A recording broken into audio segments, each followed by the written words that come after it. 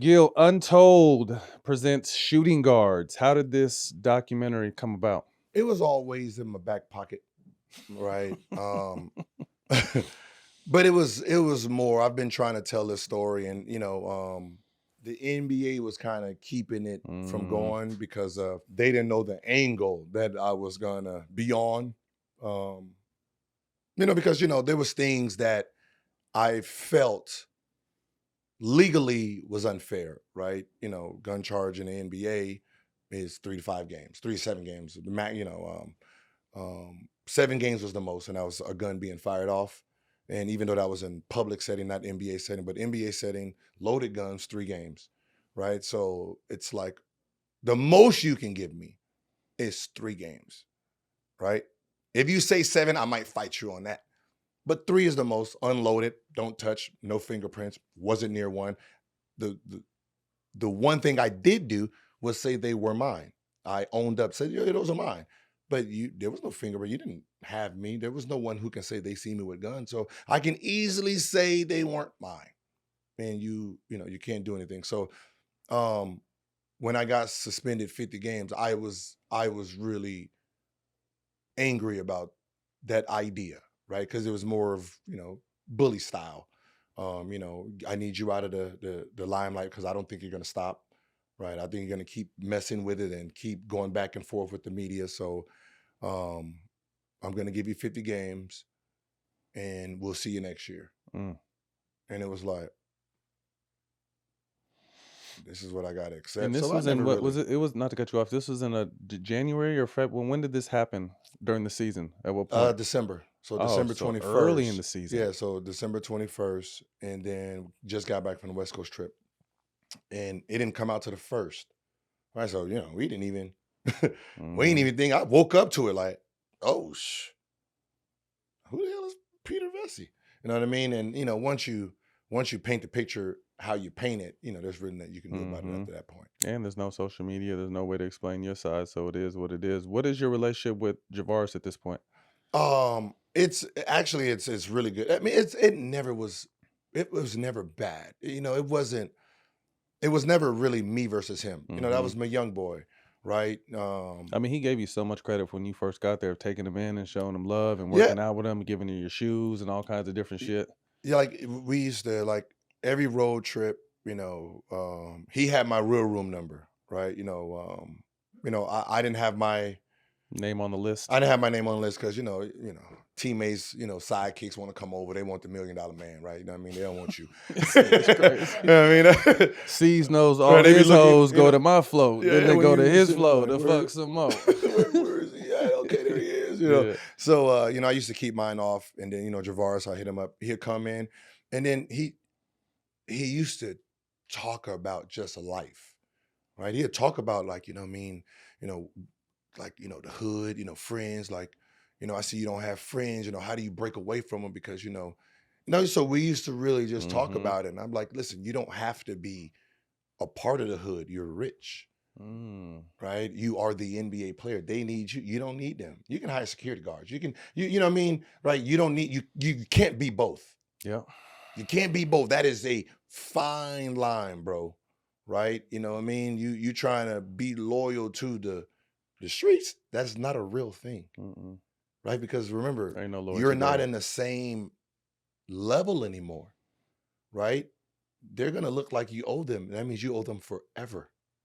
You have to pay that tax forever. They got to pay their rent forever, right? You are basically a drug that they don't have to sell no more, right? I don't need to sit on the corner. I just text you when I'm down, when I'm a little bit getting low. Need something. So we used to talk. We used to talk about it. So all that time. So with him, it was how he was talking, and I just didn't think that you don't need to be talking to teammates like that just because you're frustrated about losing some money, right? So that's really what it was about. So, even after the incident, we're sitting in the jacuzzi together, and that's what we're talking about. I was like, man, you getting angry over goddamn $1,000, dog. And no, it ain't about $1,000, man. You know what I mean? So it's about the respect, and you're making me look bad in front of the teammates. And right there, when he said that, while we was in the jacuzzi, just right after, and I was like, you're right. Now, that's all I'm like. I shouldn't have did that in front of them because you're still trying to establish Yourself. yourself Mhm. amongst this group, Mhm. right? And I kind of fucked that off for you. So, once I realized that in the jacuzzi, it became, man, I need to really protect. So, you know, I have it. They didn't put it in the doc, but the text message that kind of started it. Like, you say you didn't have nothing. It was all me. I had the guns. You Because you didn't were have trying to nothing. protect him from the you thought the 50 games for him was too much. Yeah, I thought it Obviously, you was too thought it for much. you Like, too, I but didn't yeah. even think about police coming. I'm like, if the media find out, if the NBA comes, just tell them I did it. So I you did were everything. telling him like, "I'm gonna take all the I'll take blame." all the blame, right? I'll take all the blame. Has nothing, you didn't do anything. You didn't have anything. It was just all me. It didn't have nothing to do with police. I Mhm. didn't like this is inside our home. So, Mhm. there's nothing they can do. Um, this is just for if the NBA talks, right? They suspend me, they suspend me for a couple games. It's cool. You're on a rookie deal. So I'll take the fall for this one because, I put you in that situation. So, something happened with his mother. He needed money. I'm the one who gave him the money so his mother can get the surgery. And then we kind of had like the riff we did have is like, okay, once you got cool, you're cool, misdemeanor, handle, um, you and your lawyer still trying to pretend it's still real. You know what I mean? And that's where I was like, oh, that's what we're doing. So we probably didn't talk for probably about like a year and a half. And then from there, like when I came back out here, we was working out together. We talked, and then from there we were all good. He ended up going to jail, and then from there I was his supplier. You told me you were supplying the cell phones Yeah, and oh yeah, he had all the new iPhones. That's one thing, boy. The boy had the new iPhones. I ain't gonna like. Listen, he was in the hole a lot more because of me, right? Mhm. He was in the hole a lot. Like he in the hole again. What? Oh, they caught the phone. Damn. All right, I'll send another one. Right. Right. So, but the first couple years, man, he was still in in a dark space. Then it was more just talking basketball. Mhm. And I think, the game of basketball, what he did love is kind of what made him, see life again. Like, Mhm. man, hey, listen, man, hey, this person's doing good. This man, he's the real deal. And then from there, it's like, hey, man, hey, what's the name? Had 50. That's a real 50. What like, you know what I mean? Like, yeah, nah, I was legit. Like, you know Right. what I mean? He was hitting Real buckets. talk. Yeah, so when he got out, the first thing he wanted to do is come on the show and talk basketball. So Cuz we've never he had got a out real in beef. 23. When he got out in 2023, 2022. 20, 23. Yeah. That's right when you guys kind of pretty much started, right? Yep. It was it Mhm. was season one. Mhm. Hmm. Well, man, I'm glad you were able to work that out. Sending out love and prayer to Javaris. Go check out Shooting Guards on Netflix. Shout out our partners, Netflix. Congratulations on the show. And really, bro, just congratulations on everything. Glad Elijah's doing better, man, and continued luck, bro. I'm Yeah. always rooting for Yeah. I you. mean, it was so funny. Is I only did the flick because it was with him. Mm-hmm. Right? I remember he was in for a while, and I didn't want to do a story Mm-hmm. by myself. Right.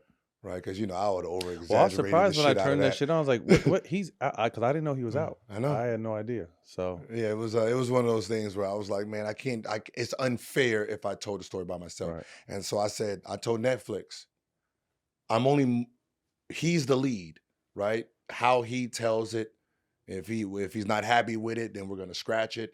Whoever you're gonna pay him the most, whatever, however you gonna figure it out, I'm gonna follow his lead on it, That's right? I'm dope. not gonna don't. I know I got the bigger name, but I'm at a place where I don't really need this Mm-hmm. doc, right? He needs to tell his story, and then I'll tell it with him. Dope.